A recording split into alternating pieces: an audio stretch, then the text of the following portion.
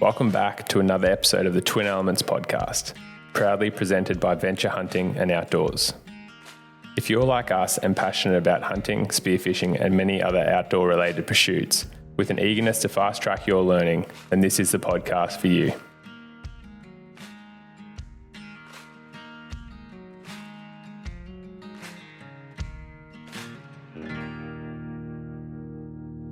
Hey legends, welcome back to another episode of the Twin Elements podcast. Today it's a solo one from me, James Doumtsis, and sadly this is actually it's going to be a retake. It's going to be a retake of one of the semi-live podcasts that we did whilst we were in the US, but sadly when I came back to edit the podcast, the audio quality was absolutely terrible. There was just a heap of static and you couldn't really understand every second word that I was saying, and so here I am re-recording it in the comfort of my home in Australia. But yeah, it's probably given me a little bit of time to reflect on the hunt in total, and we'll dive into that as well. But I just wanted to talk to you guys about a pretty special day that we had, and some really awesome encounters that we had with a herd of elk at the end of the trip. So without further ado, we'll jump into the podcast.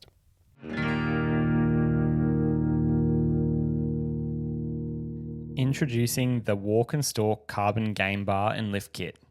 Lightweight, rugged, and with multi-function design, it's an incredible 7-in-1 do-it-all tool, with benefits before the kill, during the hunt, as well as when the animal hits the deck.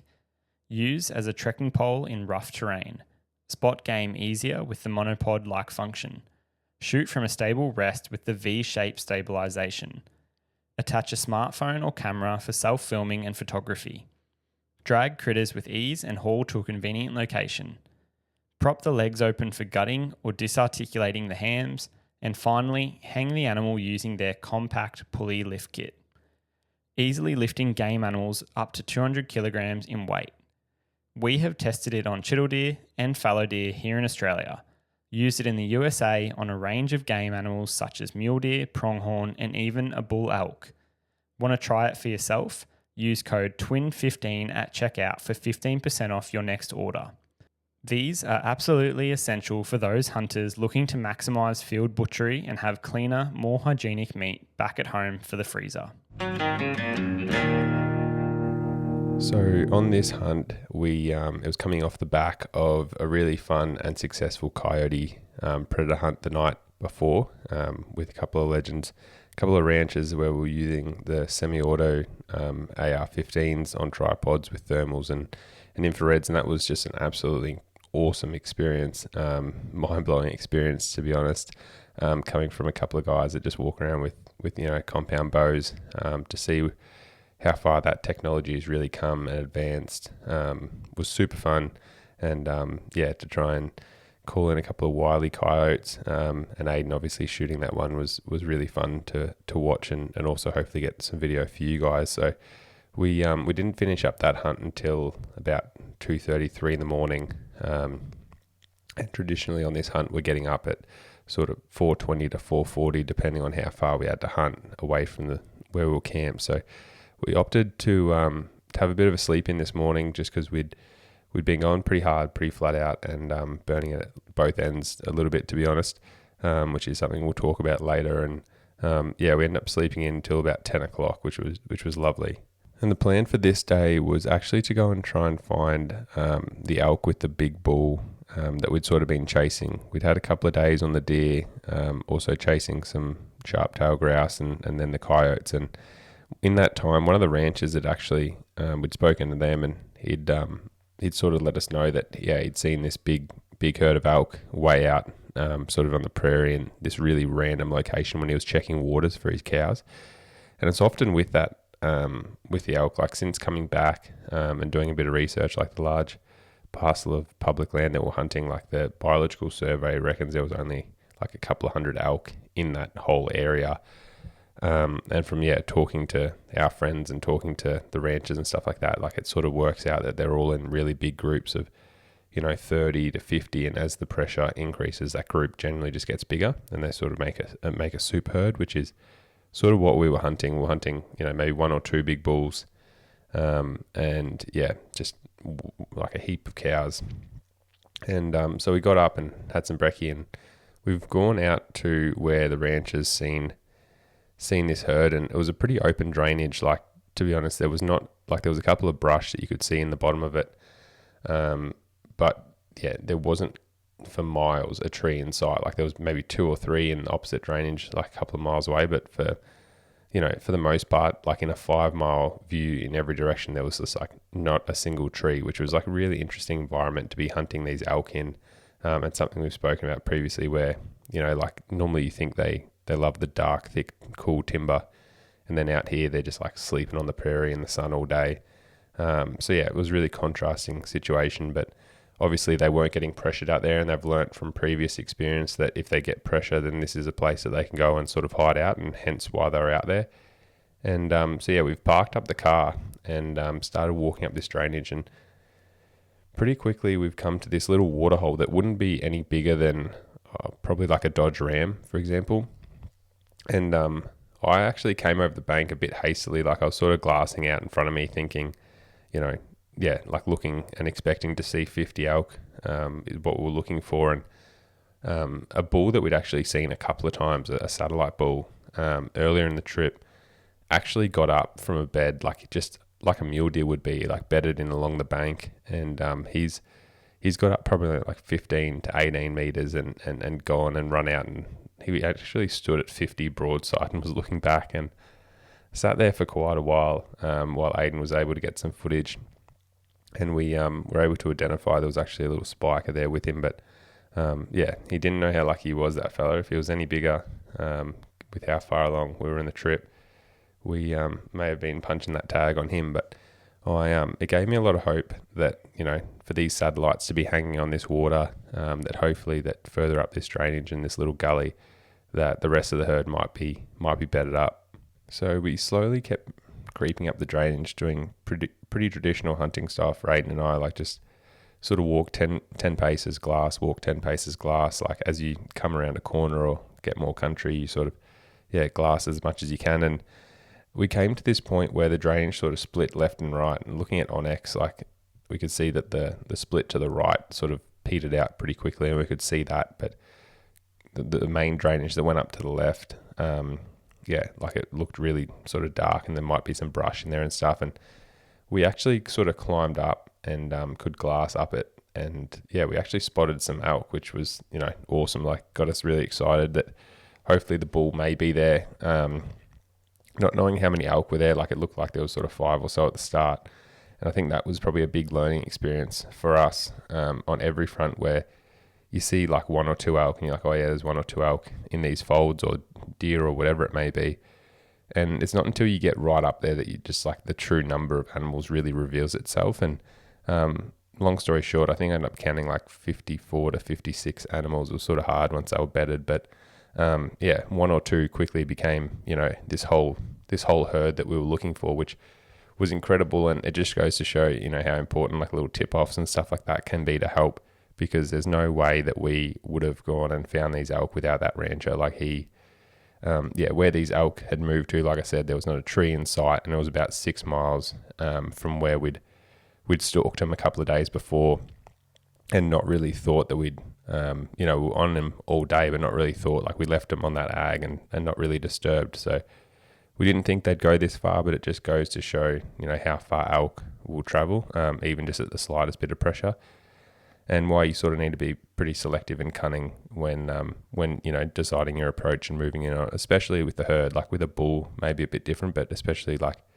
stalking a whole herd, or bumping those cows, especially, they can move miles very quickly. So as we moved up the drainage, we were really careful that there could be other animals bedded after learning from that little bull, and the spiker. And so we kept moving up and just glassing, and we'd sort of dropped down. The wind was absolutely perfect, just blowing in our face, and the bottom of the gully was like sort of sage that came up to about the size of your knee, with some really good grass. And straight away you could just tell that there was they'd been living here for quite a while, since pretty much since they'd left. They must have just come here and stayed, because you could just that smell, that intense smell of elk. And to be honest, it was just tracks and shit everywhere, like fresh as, and we're like, okay, I think there's going to be more than 2 elk here. So as we sort of, by the time we got there, we could see them, and they'd come out on the ridge. But the problem is they were like right on the boundary of where the public land that we're hunting met some private that we didn't have access to. And we pretty much got there to watch these elk, just sort of traverse over into some private, and we just sat there and watched them, and sort of came up with a bit of a plan, because what happened was, like when we were following them up this drainage, I actually anticipated that they were going to keep going and go up over the little ridge that we had in front of us, but they sort of stopped and just bedded down like in the open, and hence why I was able to count how many were there.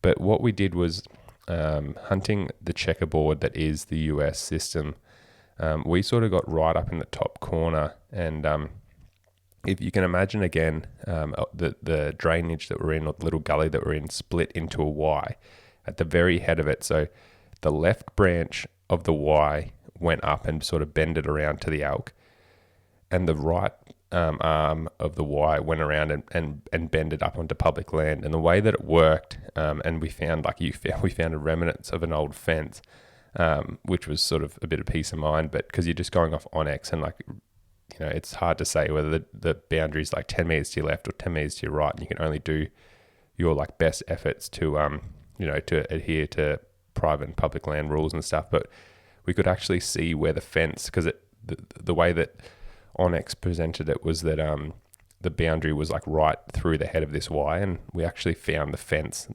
or like you could see the remnants of a fence, like it obviously been burnt out, but that cut straight through that Y, which gave us peace of mind, just knowing, I guess, exactly where that boundary was. And so they were bedded in the open, probably 300 yards away, and we could see, the bull carrying on, chasing probably 4 or 5 satellites and a couple of spikers and stuff. And for the most part, the herd was just sort of sitting there bedded. And eventually they all just bedded down as well.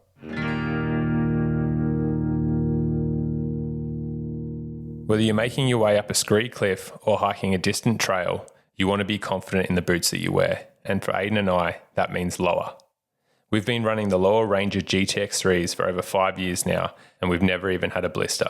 We've teamed up with a Lower team to extend their generosity to you to get you a unique 10% off code by using the code TWINELEMENTS10 at checkout to get 10% off your next order. We know you're going to love them.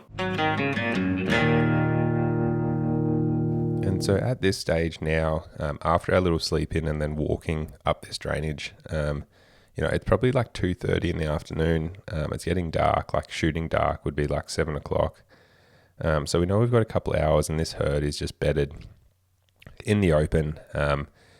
And we're hoping that they're going to come back to this drainage, given the previous sign. It looks like there's, we passed more water in here, so their water's in there. Most of their feed's in there because it's sort of like a darker gully with better feed. So you're suggesting they're going to be down in there feeding, not up on the ridges as much. So we're hoping they're going to come back, but what we ended up doing, which I think was crucial in this situation, was we actually set up and we're looking at the herd, and especially that bull, and just started doing some like little light cow calls, especially off the previous story or previous encounters that we'd had with him, where essentially bugling was not working because we were not proficient enough to be bugling. We opted just to cow call in the situation, and thinking that we're not close enough to the bull anyway. We're like 300 meters away from him. So if we were to bugle in that situation, like I'd expect that he would just like take his cows and run off. Like I don't expect he'd just like run down there. I mean, he could have, but that's probably not what I'd anticipate. Like I think he'd have to be a little bit closer to him. And so we opted to do some light cow calls. And what we were actually doing was, we'd just do like 1 or 2 little cow calls, probably every like 15 minutes or even half an hour. And we're mainly looking at the bull, and to be honest, he never, like the way that we do it, and similar in Australia with like chittle deer or reds or fallow, when you're doing hind calls or cow calls or doe calls or whatever, like normally you'd have one person or yourself like with binos staring at the bull or whatever you're trying to call in, and then we'd actually do the cow calls or the doe calls or whatever and see if their ears react, because like sometimes they won't turn their head, but you'll see their ears turn your way, and then you know, okay, I've got them. And so that's what we sort of did. And he never really turned his head, but we could see that the satellites were actually turning their head and were turning their ears. Even when they were asleep, they'd like, you know, their ears would move towards you and be like, okay, they've caught it. We couldn't really see the cows just from the topography. We could see a couple at the top of the hill, but they were in a bit of a bowl. And that left-hand branch of the Y pretty much went up towards them and then sort of petered out in the gully. And they were just bedded up in a bowl, like probably another 80 or so yards above them. And as the afternoon drew on and we're sort of sitting here and Ayden and I are discussing, and he's like, well, what are you going to do? And I'm like, well, there's nothing we can do. Like, they're on private. We're trying to call at them, like, you know, unless they keep going up and over and we can do like a massive, you know, probably 1.5K loop up and around and like try and catch them in the next little bit of checkerboard of public or something and cut them off. Like, yeah, there's not really much, you know, like other than praying that they come back this way and calling to them, you know, that we're going to actually get this chance. And as it started cooling down, we noticed that the cows, a couple of cows were, you know, starting to get up. And it was actually Ayden that turned and said to me, he's like, oh, one of those cows just moved down into, down towards like the gully where there was like better feed and stuff. And I was like, oh, okay, maybe it's just like, you know, maybe they're just going down into that little bit to feed and stuff. And then it wasn't until actually that I heard one cow do a cow call, and then I cow called and she cow called back. And at that moment, I'm like, okay, we might actually have a play here. Like, this might turn into something, and, you know, you start getting a bit excited and you're like, okay, like, you know, don't try and control yourself here, but, you know, something might actually happen. And, yeah, you could see more and more cows were getting up, and, you know, so I knew that one cow was already down there, and then a second cow actually started walking down, and then a third cow. And I'm like, okay, all they need to do is walk another 40 yards, and they're walking straight into this left branch of this chute. And if all you guys are listening, like, if you get your fingers and put your fingers into a Y, so just your pointing finger and your biggest finger, like, the way that it works, like, it's significantly more like the gully bent to your left more, like, just say from your first knuckle, it pretty much took like a perpendicular turn to the left, and then the right one the same. Like, it didn't go straight. But what I'm trying to illustrate here is if you're still looking at your fingers, that air or the gap in between your two fingers, there was actually a ridge that ran down where that fence was on, and it gave me a bit of a break to hide and be able to potentially hide and you know, kneel down without them seeing me, but because they're going to be walking straight down the gully towards me if they started coming down. And so we obviously had a fair bit of time to set up and position ourselves, hoping this herd would come back. And so I was standing sort of over that bank that separated the two branches, and what ended up happening was Ayden sort of moved back and was sitting on the right hand side bank, the furthest bank per se, and he was looking straight up that left branch. And anyway, we're standing there, and he's a bit higher up than me, and all of a sudden he like whistles and says like, get down. And so from that moment, I'm sort of using his sort of what he's told me, and I guess now looking back at the footage and stuff to portray to you a bit of what I could, not obviously what I saw, but then also what he was able to capture that you guys are going to see, because it's an absolutely incredible elk hunt and encounter. So what happened was these cows just started like funneling down this chute, and what we hadn't seen was, or what I hadn't seen was, I counted 3 cows, and then I saw 2 more go down there just before Ayden said, you know, get down or whatever. And another like 10 or 15 of the cows had got up, and like ants traversing over like a little hill or a little ridge, like these cows had just like everything has started like moving and coming back into this drainage. And so the first thing that walked past me, and I could hear them, like this cow was like clearly calling out to us to be like, where is these cows that had been calling to us for the last like probably 2.5 hours. And so the lead cow actually walked past me. I'd pre-ranged everything and had like the main game trail was going past at like 28 meters. The furthest bank that I had was at 40. And then further up on the ridge was like 55. And then if they moved to my left and got down actually into the drainage, it sort of went to 55. And yeah, so this lead cow's come past, and I'm kneeling down in the sage, like just hoping that she doesn't see me. And I'm like, the way that I've positioned myself is I'm on my knees, and my knees are together and my feet are together, and I've got my toes in the ground and my bum's on my heels. If that makes sense, just trying to, lowers are really good, or like, stiff boots are really good in the sense that, because they've got that sort of almost like, they're not steel capped, but they've got like that really rigid sole and the really rigid heel. You can sort of keep your legs from going too numb. It's mainly your calves and everything like that goes numb. But I found that if I'm going to anticipate sitting for quite a while, that's probably the position that I want to sit in, because you can sit on your heels and drive the pressure of your body into your toes, or the front of your shoe, without it causing too much pain. As soon as you try and flatten your toes out and put your toes past your heels so that they're not in a straight line, then you end up like stretching, and then you end up getting like a heap of feet cramps, and just doesn't sit well with me. So that's normally how I'll sit. And yeah, in that case, I was sitting like that, and just trying to slouch down and sort of look at her through or past like the slight brim in my cap. Like I had my head pretty tightly down. And anyway, testament to New Macamo, she walked past, at like 25 yards, feeding, calling, all that type of stuff, which was just sick.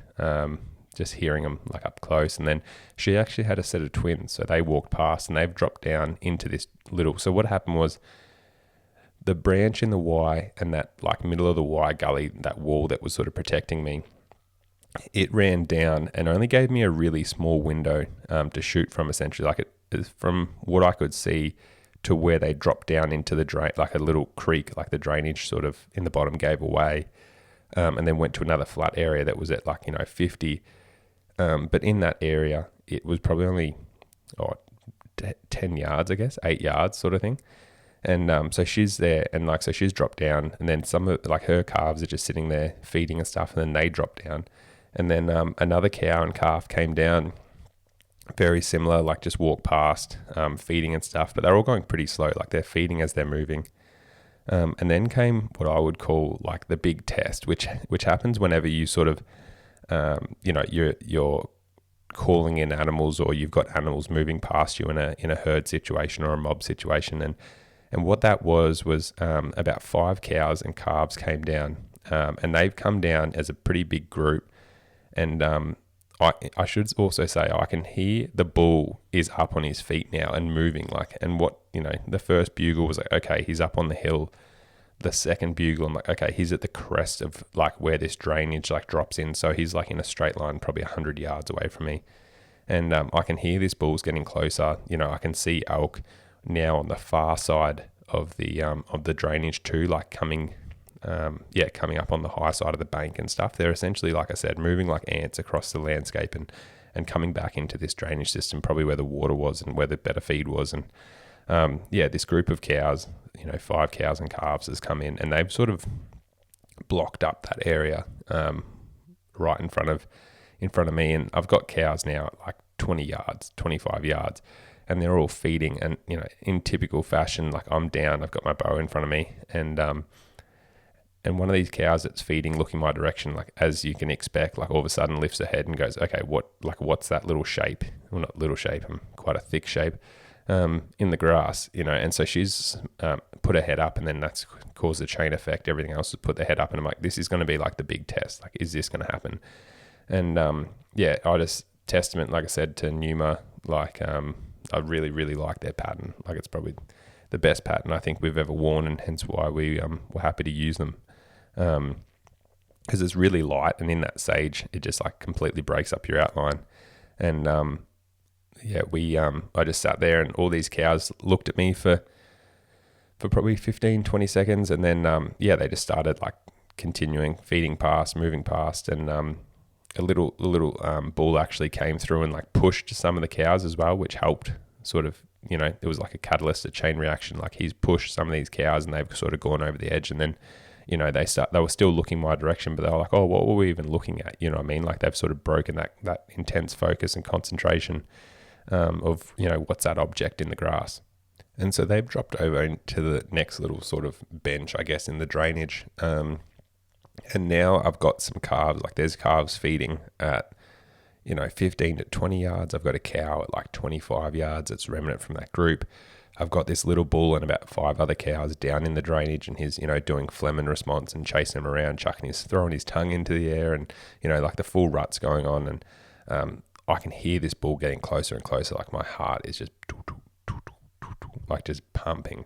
And the big thing was I can just hear his like high pitched like bugle just like ripping, like cutting through me. Like I'm like, and that's what they say, like when a big red stag roars or like when an elk roars, it's, you can hear him from 300 meters away, and it's like, it gets your heart going. But then it's like when they're at like, 50 yards and one of those things bugle, like it cuts through you. Like you feel it, like, just enter your body, and then, so the energy is getting really excited. Like, you can feel that something's about to go down. And, classic, like you're just sitting there controlling yourself. Like just, there was periods where you'd quickly close your eyes and take a breath and, just think and, keep everything under wraps. And, I pretty much decided that given like with how many cows I now had around me, and facing me at very close proximities, that I was sort of expecting that when I drew back, hoping that I'd get an opportunity to draw back, that something was going to see me. And so I pretty much decided in my head that, when I draw, I need to be able to shoot him. And so what happened was he's come down and he's ripped like a massive bugle, and I can hear him. He's just started absolutely raking the sage. And you guys need to see the footage because it is incredible. Like there's just dust and bugs and everything flying off. The sunset's behind him. Like it's just one of these absolute picturesque moments where, it's just perfect. Like couldn't have asked for better footage. Ayden did a really good job in like capturing all this. And anyway, he's come down, and he's like bugling, and I can actually see, he comes in and I can see his antlers, and he rips a bugle. And what I actually do is like look down, see these cows, and okay, yep, they've all got their heads down, like nothing's really like fixed looking my way. Look back and mainly look at this calf that's at probably like, probably 17 meters, like feeding straight towards me. The cow that she belongs to is at like 20 facing me.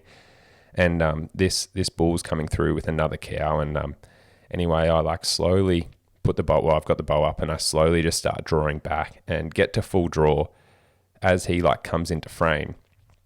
And to be honest, so what actually happens is he pretty quickly just takes like 4 or 5 steps and then just drops straight down into this drainage, which was like, a bit of a oh shit moment for me. Because now all of a sudden, like instead of this bull just standing bugling, which I was hoping he would do, he's followed this cow. Well, he pushed this cow down, obviously chasing her. She's coming into season, and he's followed her down into this little dip.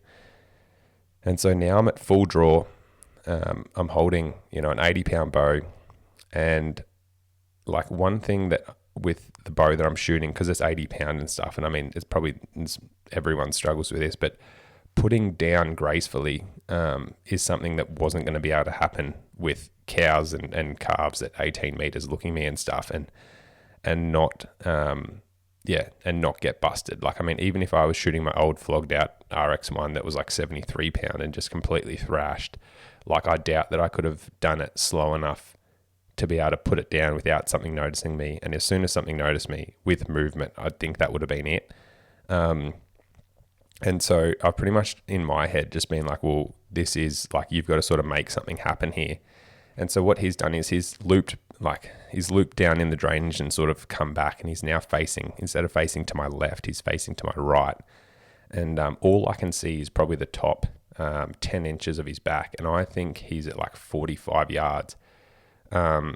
Which in hindsight, he may have been a bit closer than that. Like he may have only been like, 40 sort of thing. And anyway, what I've done is I'm like, I've got to make something happen here, because I've held it for probably 20 seconds. He's still down there, like piss fighting around. And I'm like, I can probably only hold it and shoot, 40, 50 yards for a minute. Like I'm not going to be able to hold for like, this year I don't know if this came out, but this year I shot a red deer after holding my RX1 for like a minute and 50 seconds, but I also shot it at 14 yards.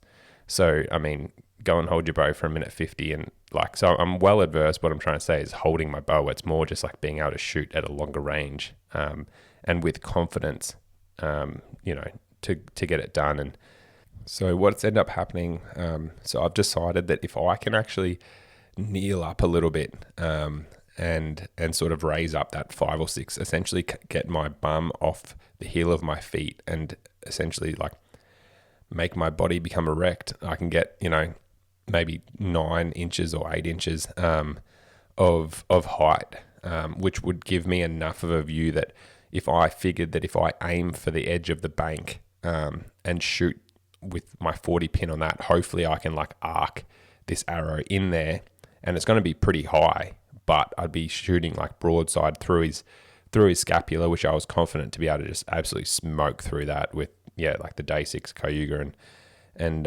Hoyt combo that I was shooting, like just absolutely like super confident in that setup at the moment. And so I was really confident that I was just going to be able to like buckle him essentially, and thinking that it may be high through his chest, but then I figure that I'd hopefully be able to get a second shot, and that it would be good enough anyway to end this absolutely colossal thing's life that we've been chasing. And so I've slowly arced up and started going up, and obviously having calves at or this calf at like 17 meters facing me, she's pretty quickly seen me. The cows seen me. They've sort of busted. All the cows to my left that are at like 40-45 yards are now looking this way. Like everything's looking around, but in now looking at the video, like nothing, like those two, the cow and calf definitely had me, but everything else was just like, okay, what's happening?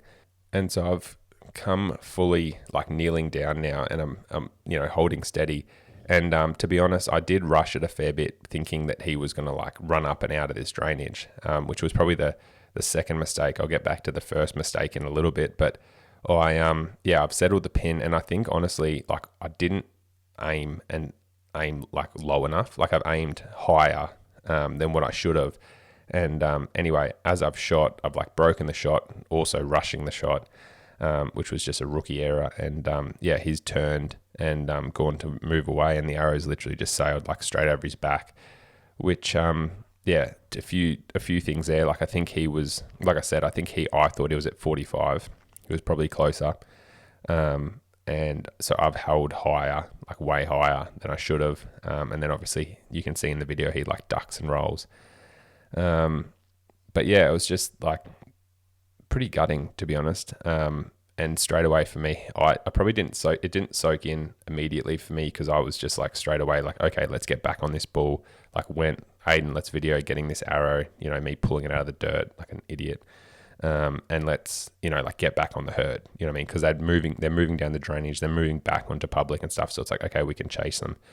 But the problem was, as soon as we, like after even doing like, a 2 or 3 minute audio video explaining sort of what had happened and, what I was going through at that time, which I wasn't going through much. I was just thinking, I want to go and kill this bull, and getting the arrow and stuff. Like it, like by the time we did that, it was now probably 5:30, 6 o'clock. So we've got like an hour of light, and they went up and over the ridge, and we actually tried finding them, and we could not find them. Like they just, like we heard a bugle at last light, so we knew they were in this drainage, but just from the folds and the topography, like it's interesting where there's like literally no trees anywhere, but 50 elk can just disappear out of sight.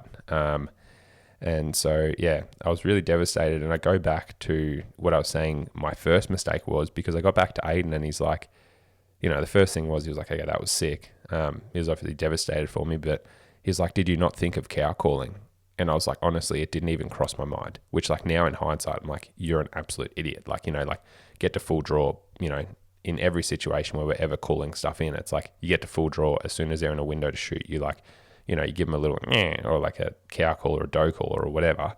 They pull up. He would have been perfect broadside, like 28 yards when he, or 25 yards, 28 meters, whatever. Well within poleaxing distance, essentially, when he dropped into that thing, like I could have, and yes, it would have alerted the calf and the cow right there in front of me, but I mean, like he would have been standing broadside on at full draw.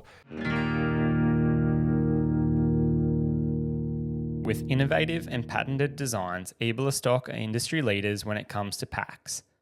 Being avid hunters who delve into the backcountry, we require durable, customizable, and reliable gear to get us into the mountains. We have been running their mainframe E-mod system with the Vapor 5000 pack and attachments.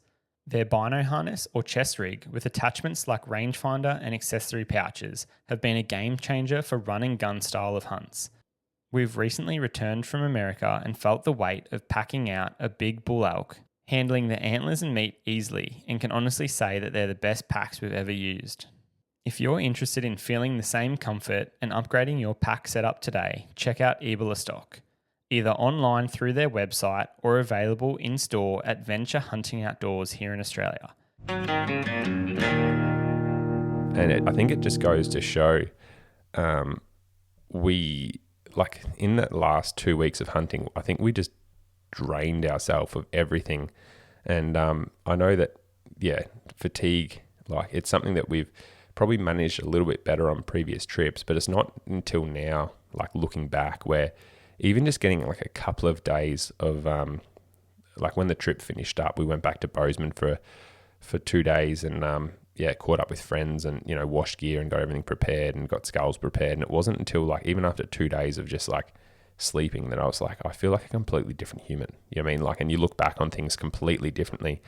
And I think it was just the fact that we had some incredible people in camp that had some really funny stories and times that I'll cherish. But, it was things where we were still getting up, like they were hunting birds and we were obviously hunting elk and deer, and we're getting up at 4:30 in the morning. There was a couple of days that we meant to get lunch at the car, and we sort of bypassed that accidentally. Like there was coyotes and there was, we saw some deer, and so you never get back to the car, which means you never get more food and never get more water, which means, you end up walking 25 Ks and all you've eaten is like some sardines and, 2 muesli bars and had breakfast for the day. And then you get back and then, you and someone hands you a, like a bourbon and Coke or whatever, and you're telling hunting stories and, that you should be in bed, but you're having like an awesome time with, like-minded, incredible hunters, and everyone's telling their best stories that are, 60% true. And,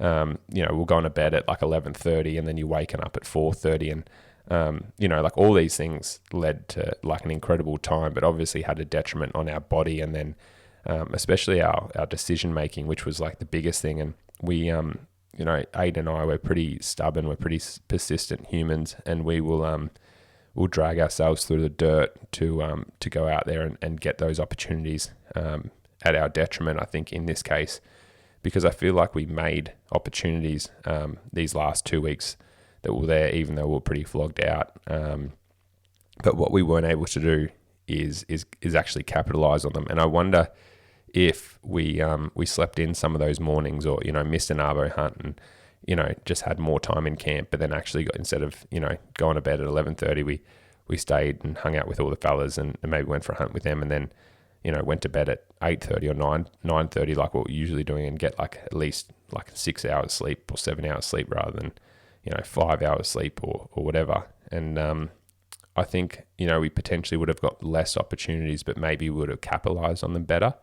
But it was probably just like we don't really share hunting camp with that many people, Ayden and I, except for maybe, Dad obviously as well. But yeah, we don't normally drink, as you guys are probably aware of. We look after ourselves. We really prioritize the hunting. So, that last week was probably a bit of a polar opposite, and we just had, like it was a really good experience, even like the coyote hunting and that type of thing, but like, it was probably at our detriment to the level of like how hard we can go, and we're probably still going as hard, but we just that brain fog and decision making, like, and especially even I know for myself, I was just like absolutely fatigued and rattled, which I've never probably felt before on a hunt, like even these extended hunts. Like I don't think I've ever just had this like where there was nothing, like you're trying to, it's like, oh, what do we do now? It's just like, I don't know, normally it's like, okay, at least like, let's go and do this or try this or whatever.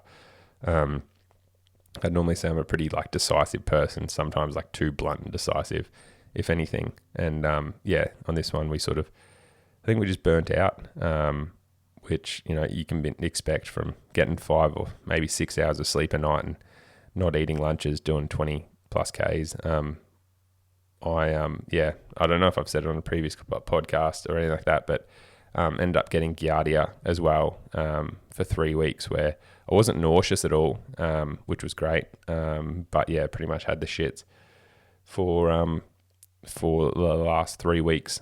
We think we either just I got it from washing my face in a cattle trough, or we were washing the dishes in a cattle trough just near camp. So pretty dumb in hindsight, but yeah, something we obviously did. And same thing, like didn't really want to go and get treatment and medication because then I'd miss time hunting. And so, yeah, didn't treat it till afterwards. But yeah, people that have had it are like, yeah, massively would have been affecting your body.